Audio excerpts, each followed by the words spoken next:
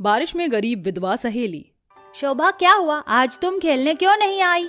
प्रिया, बाबा की तबीयत ठीक नहीं है, इसलिए आज मैं उनका ख्याल रख रही हूँ। तुमने अंकल को दवाई दी क्या?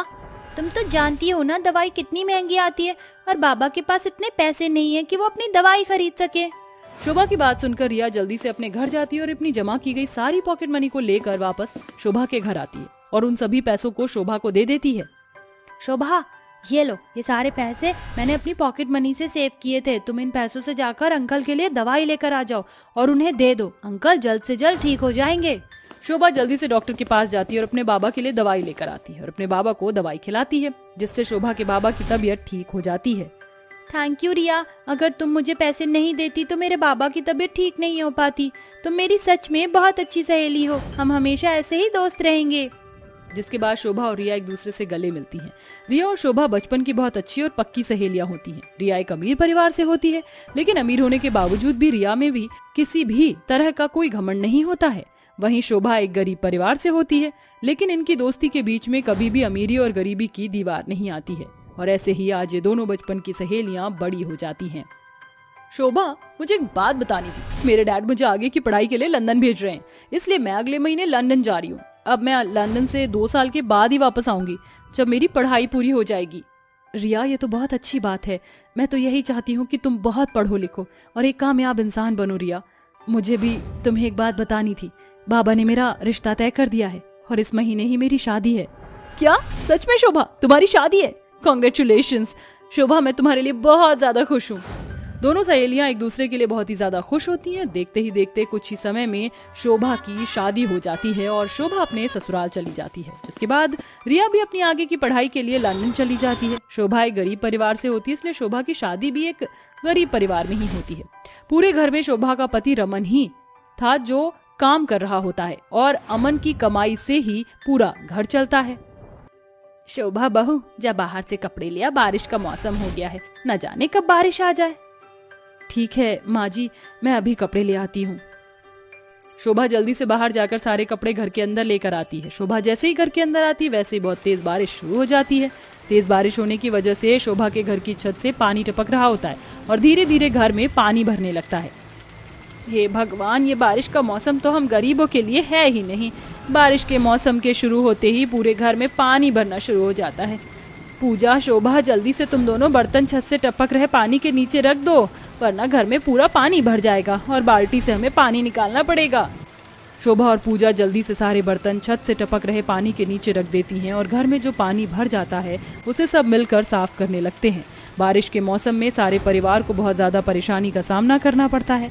गरीब होने की वजह से इनके पास इतने भी पैसे नहीं होते हैं कि अपने घर की छत को ठीक करा सके। ऐसे ही दिन बीतते रहते हैं और एक दिन, माँ और शोभा, मैं काम पर जा रहा हूँ। आप इतनी तेज बारिश में कहाँ जा रहे हैं? बाहर देखिए बारिश कितनी जोरों से हो रही है। आज आप काम पर मत जाइए। रमन बेटा, शोभा बहू बिल्कुल ठीक कह रही है, आज तुम घर पर ही रहो। ये आप दोनों कैसी बातें कर रहे हैं? आप तो जानते हैं ना कि मैं दिहाड़ी पर काम करता हूँ। अगर एक दिन काम पर नहीं गया तो उस दिन की दिहाड़ी मुझे नहीं मिलेगी, तो हम लोग क्या खाएंगे?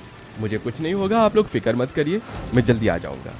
इतना कहकर रमन काम के लिए निकल जाता है। बारिश बहुत तेज हो रही होती है, जिस वजह से रोड पर सामने से आ रही गाड़ी रमन को ठीक से दिखाई नहीं देती। गाड़ी की स्पीड बहुत ज्यादा होती है, जिस वजह से रमन का एक्सीडेंट हो जाता है और रमन की मौत हो जाती है। रमन की मौत का पूरे परिवार को बहुत बड़ा सदमा लगता है। हे भगवान, ये तूने क्या कर दिया? अब मैं अपनी सारी जिंदगी कैसे गुजारूंगी? मैंने तेरा क्या बिगाड़ा था जो तूने मेरे पति को छीन लिया? रो मत बहू, जो होना था वो हो गया। अगर तू ऐसे ही हिम्मत हार जाएगी तो ये पहाड़ जैसी जिंदगी कैसे काटेगी? रमन के जाने के बाद घर की सारी जिम्मेदारी शोभा पर आ जाती है। शोभा लोगों के घरों में काम करके अपने घर को चलाती है। इतना सब कुछ हो जाने के बाद भी इस परिवार की परेशानी यही नहीं रुकती है। तेज बारिश और हवा की वजह से इनकी छत कई जगहों से टूट जाती है, जिससे तेज बारिश की वजह से इनके घर में पानी भरने लगता है। भगवान, ये तू हमें कैसे दिन दिखा रहा है? पहले तूने हमसे हमारा बेटा छीन लिया जो हमारा इकलौता सहारा था, लेकिन अब तू हमें ये दिन दिखा रहा है। इससे अच्छा तो तू हमें मार ही देता। पिताजी, आप कैसी बातें कर रहे हैं? ऐसी बातें मत बोलिए, सब ठीक हो जाएगा, आप हिम्मत मत हारिए। शोभा अपने ससुराल वालों को हिम्मत दे रही होती है कि तभी शोभा के घर के सामने एक बड़ी सी गाड़ी आकर रुकती है। इस बड़ी सी गाड़ी से उसकी बचपन की सहेली रिया उतरती है, जिसे देखकर शोभा बिल्कुल हैरान हो जाती है। रिया, तुम यहाँ? लेकिन तुम तो अपनी पढ़ाई के लिए लंदन गई हुई थी ना? हाँ शोभा, मैं लंदन गई थी और मेरी पढ़ाई भी पूरी हो चुकी है। इंडिया आते ही मैं सबसे पहले तुमसे मिलने आई हूँ। मैं कब से तुम्हारा घर ढूंढ रही थी। मैं बहुत खुश थी कि आज मैं इतने सालों बाद अपनी बचपन की सहेली से मिलूंगी, लेकिन तुम्हारी हालत देखकर तो मेरी सारी खुशी खत्म हो गई। रिया की बात सुनकर शोभा की आंखों में आंसू आ जाते हैं और वो उसे गले से लगाकर रोने लगती है, जिसके बाद शोभा सारी बातें रिया को बताती है, जिसे सुनकर रिया कहती है, तुम्हारे साथ इतना सब कुछ हो गया, लेकिन तुमने मुझे बताना एक बार भी गवारा नहीं समझा। अगर मैं लंदन नहीं जाती तो तुम्हारे साथ मैं कभी ऐसा कुछ नहीं होने देती, लेकिन अब तुम्हें फिक्र करने की कोई जरूरत नहीं है। मैं अब वापस आ गई हूँ ना, अब मैं तुम्हें और तुम्हारे ससुराल वालों को ऐसी परेशानी में और नहीं रहने दूंगी। इतना कहकर रिया शोभा को उसके ससुराल वालों को अपनी गाड़ी में बिठाकर अपने घर ले जाती है। रिया की तरह ही शोभा भी एक पढ़ी लिखी लड़की होती है, जिस वजह से रिया शोभा को अपने डैड की कंपनी में जॉब लगवा देती है। जॉब करने की वजह से धीरे धीरे शोभा की हालत ठीक हो जाती है और कुछ ही समय में शोभा अपना एक घर ले लेती है, जिस घर में शोभा और उसका परिवार खुशी खुशी रहता है। रिया, थैंक यू सो मच। अगर आज तुम ना होती तो मैं और मेरा परिवार उस बारिश में मर ही जाते। बेटा, तेरा बहुत बहुत शुक्रिया। तू हमारे लिए किसी फरिश्ते से कम नहीं है। भगवान तेरा हमेशा भला करे। आप लोग ये कैसी बातें कर रहे हैं? आंटी, आप मेरी माँ की उम्र की हैं और एक बेटी कभी भी अपनी माँ को किसी परेशानी में नहीं देख सकती है। आप लोग मेरा भी एक परिवार है और तुम तो मेरी बचपन की सहेली हो। मैंने तुम्हें सहेली से ज्यादा अपनी बहन माना। तुम्हें मुझे थैंक यू बोलने की कोई जरूरत नहीं है। रिया की बात सुनकर शोभा के ससुराल वालों और शोभा की आंखों में आंसू आ जाते हैं, जिसके बाद शोभा और रिया आपस में गले मिलते हैं। शोभा जॉब करके अपने ससुराल वालों का अच्छे से ध्यान रखती है और अब शोभा और रिया भी पहले की तरह ही साथ में रहते हैं। सुमित्रा जी, चाय बनी कि नहीं भाई? ये लो तुम्हारी चाय। क्या बात है सुमित्रा जी, इतने गुस्से में क्यों लग रही हो? देखो जी, अब मुझसे ये घर के काम नहीं होते। अरे 55 की हो गई हूँ मैं, फिर भी रोज मुझे ही रोटियां पकानी पड़ती हैं। अब बस मैं अपने बेटे रणवीर की शादी करूंगी। सुमित्रा देवी बिना किसी देरी के पंडित जी को घर बुलाती है। लीजिए सुमित्रा जी, आ गया। लड़कियों की फोटो साथ लाया हूँ, देख लीजिए। पंडित जी, ये सारी लड़कियां तो मॉडर्न हैं। मुझे अपने बेटे के लिए गांव की कोई देसी टाइप की लड़की चाहिए। ये सुनकर पंडित घर जोड़े राम सर खुजाते हुए कहते हैं, सुमित्रा बहन, आप दिल्ली की होकर गांव की लड़की को बहू क्यों बनाना चाहती हैं?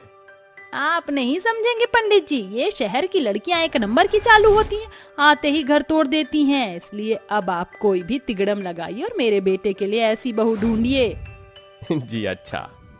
अगले दिन पंडित जी सुमित्रा को गुड्डन की तस्वीर दिखाते हैं। गुड्डन सुमित्रा को पसंद आ जाती है, जिसके बाद वो उसे बहू बनाकर ससुराल में ले आती है। गुड्डन बहू, इस कलश को गिराकर गृह प्रवेश करके अंदर आ जाओ। जी माँ जी। Welcome to our Dahiya family Guddan भाभी। रणवीर बेटा, बहू को कमरे में ले जा। Let's go Guddan. गुड्डन अपने पति रणवीर के साथ कमरे में चली आती है। अगली सुबह बहू नहा धोकर किचन में आती है। आ गई गुड्डन बहू, ये खाने की लिस्ट है जो तुझे अपनी पहली रसोई में बनाना है। खाने की लंबी चौड़ी लिस्ट देखकर गुड्डन बेधड़क बोलती है, माँ जी, ये हमसे ना होगा। हम गुड्डन हैं, गुड्डन, हलवाई नहीं। देखो गुड्डन, मैं तुम्हें इसलिए इस घर की बहू बनाकर नहीं लाई कि तुम ना कहो। चुपचाप खाना बनाओ और हाँ, मुझे माँ जी नहीं मम्मी जी कहना। जी माँ जी, हमरा माने मम्मी जी। बेचारी गुड्डन कई घंटों तक गर्मी में पसीना बहाकर खाना बनाकर सभी को परोसती है। अरे वाह बहू, क्या स्वादिष्ट खाना बनाया है। You are right daddy, that's great Guddan भाभी, आपके हाथ में तो जादू है। सभी बहू के बनाए खाने की जमकर तारीफ करते हैं और सारा खाना खा जाते हैं और अपने अपने कमरे में चले जाते हैं। हे सीता मैया, पता नहीं मेरे ससुराल वाले कितने जन्मों के भूखे थे, इतना सारा खाना चट कर गए और मेरे लिए ये बर्तन घिसने को छोड़ दिया। ऐसे ही दिन गुजरते हैं। बेचारी बहू एक सुबह से लेकर रात ढलने तक काम में लगी रहती। गुड्डन, जरा जल्दी से मेरे जूते पॉलिश कर दो। अरे बहू, जरा मेरे लिए एक कप चाय तो बना दे। गुड्डन भाभी, जल्दी से मेरा ब्रेकफास्ट कमरे में ले आइए। हाँ हाँ लाई। बेचारी बहू सभी का काम करते करते पूरी तरह से परेशान हो जाती है और चिढ़कर कहती है, बस बहुत हुआ। जिसे देखो गुड्डन गुड्डन गुड्डन करता रहता है। जब से इस घर की बहू बनकर आए हैं बस बर्तन कपड़े घिस रहे हैं। ससुरा कोनो को हमारी फीलिंग की पड़ी ही नहीं है। कोई भी हिलकर एक ग्लास पानी पीने को राजी नहीं लागत है। ये गुड्डन को गधा समझ लिए हैं सबके सब। अब इनको लाइन पर कैसे लाना है हमको पता है। एक दिन बहुत तेज बारिश होती है जिस पर काव्या कहती है, गुडन भाभी देखो ना मौसम कितना अच्छा है, बाहर बारिश भी हो रही है, अगर आप पकौड़े और गर्मा गर्म चाय बना लो मजा आ जाए। हाँ हाँ क्यों नहीं ननद जी। बहू ननद की फरमाइश लिए किचन में आती है और बेसन में ढेर सारा पानी मिलाकर मुंह लटकाए हुए सास और ननद के पास आती है। क्या हुआ भाभी, आपने अभी तक पकौड़े नहीं बनाए? रसोई में बस मुट्ठी भर बेसन था, बस हम पकौड़े बनाने जा रहे थे मगर बेसन पतला पानी बन गया। अब उसके पकौड़े तो क्या भजिया भी बनने से रहा। ऐसा बोलते हुए बहू जोर जोर से रोने की नौटंकी करने लगती है। हाय मेरे बेसन। कोई बात नहीं गुड्डन भाभी, इट्स ओके। बहू बड़ी ही चालाकी से घोटाला करती है। अगली सुबह, बहू जरा मेरे लिए एक कप चाय तो बना दे, मलाई मार के। अभी थोड़ी देर पहले ही तो ससुर जी को चाय दिया है। ये दिन भर में 10 कप चाय बनकर पूरे घर में गैस के गोले छोड़ते रहते हैं। लागत है बुढ़ऊ का इलाज करे पड़ी। बहू किचन की सारी चीनी छुपाकर नया घोटाला करती है और ससुर को फीकी चाय बनाकर लाती है।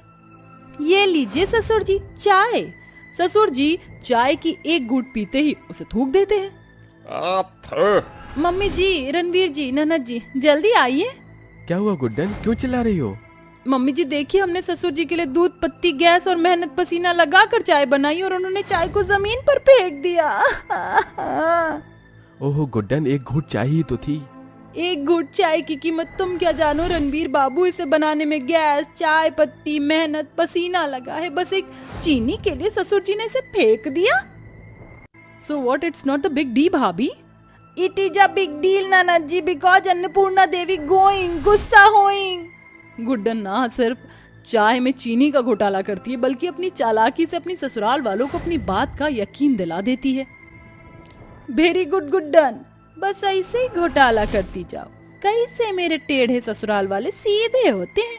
ऐसे ही वक्त गुजरता है। फिर एक दिन गुड्डन अपने पति रणवीर से कहती है, रणवीर जी हमारी शादी को 2 महीना हो गया है मगर आप अभी तक हमको एक तो मूवी भी नहीं दिखाए ना शॉपिंग कराए। हमको शॉपिंग कराने ले चलिए। गुड्डन अभी तो तुम्हारे पास इतनी सारी नई नई साड़ियां हैं, फिर क्यों फिजूल खर्चा करना चाहती हो? और घर में इतनी बड़ी एलसीडी लगी तो है, इस पर देख लो मूवी। कैसे लाला लोगों के घर में फंस गई है तू गुड्डन, जो अपने लिए कुछ खरीदना हो तो फट से जेब से पैसे निकलते हैं और गुड्डन की बारी में ठेंगा दिखा रहे हैं। अब तुम देखो पतिदेव, कैसे हम तुम्हारे साथ घोटाला करते हैं।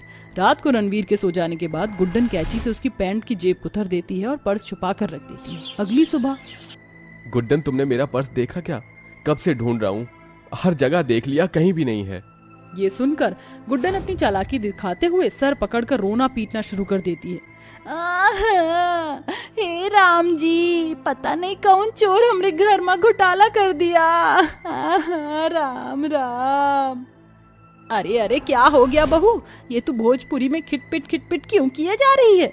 मम्मी जी, रणवीर जी के साथ घोटाला हुई गवा। एक तो हमरे पति का पर्सवा चोरी हो गया और हमको रोने भी नहीं देते। भाभी क्यों पूरे घर को सुबह सुबह मछली बाजार बना रखा है? मम्मी मुझे तो लग रहा है इस घोटाले में भाभी का हाथ है, क्योंकि ये जो इतनी भोली दिखती है ना, ये है नहीं। अरे हम अपने ही घर में क्यों घोटाला करेंगे? चुप हो जाओ सभी। काश कि मैं गुड्डन को मूवी दिखा लाता तो इतना अफसोस ना होता कि पैसे चले गए। सब कुछ शांत हो जाता है मगर गुड्डन गुस्से में काव्या के कमरे के बाहर तेल फैला देती है। बहुत बड़बड़ कर रही थी ना, अब जैसे बाहर निकलेगी तो फिसल कर गिर जाएगी ननद जी। थोड़ी देर में काव्या बाहर आती है और फिसल कर गिर जाती है। तभी घर वाले वहाँ इकट्ठा हो जाते हैं। आउच, मेरा पैर। कितनी बार कहा है ना तुझे कि गीले बालों में नहा धोकर इधर उधर मत घुमा कर, मगर नहीं, तुझे तो आत्मा की तरह भटकने की आदत है। गिर गई ना। मम्मी यहाँ पर कुछ गिरा हुआ था सच्ची। तभी सबकी नजर फर्श पर गिरे तेल और गुड्डन के हाथों में लगे तेल की चिपचिपाहट पर जाती है, जिससे बहू का घोटाला ससुराल वालों के सामने आ जाता है। इसका मतलब मेरी बेटी काव्या बिल्कुल सही कह रही थी। ये सारा घोटाला गुड्डन बहू तू कर रही थी। तुझे तो लगता है कि गांव की बहू बहुत भोली भाली होती है, मगर तू तो बड़ी चालू चीज है। हाँ तो गुड्डन क्या करती, आप लोग सारा दिन मुझ बेचारी बहू से काम करवाते थे और खुद अकेले अकेले मटर गश्ती मार कर आ जाते थे। और मेरी बारी पर काम काम काम। कोई गुड्डन चाय बना दो तो गुड्डन खाना बना दो, कपड़े घिस दो, बर्तन घिस दो, कि यही कराने के लिए लाए थे हमें। इसलिए हम भी गुस्से में घोटाला कर बैठे। क्या करूं मैं, मर जाऊं, मेरी कोई फीलिंग नहीं है। मुझे माफ कर दे बहू, मुझे तुझे समझना चाहिए था। हमें भी माफ कर दो भाभी। सभी को गुड्डन के गुस्से के पीछे की परेशानी समझ में आती है और वो उसे माफी मांगते हैं और सभी अब उसे समझने लगते हैं और उस दिन के बाद फिर कभी घर में कोई घोटाला नहीं होता।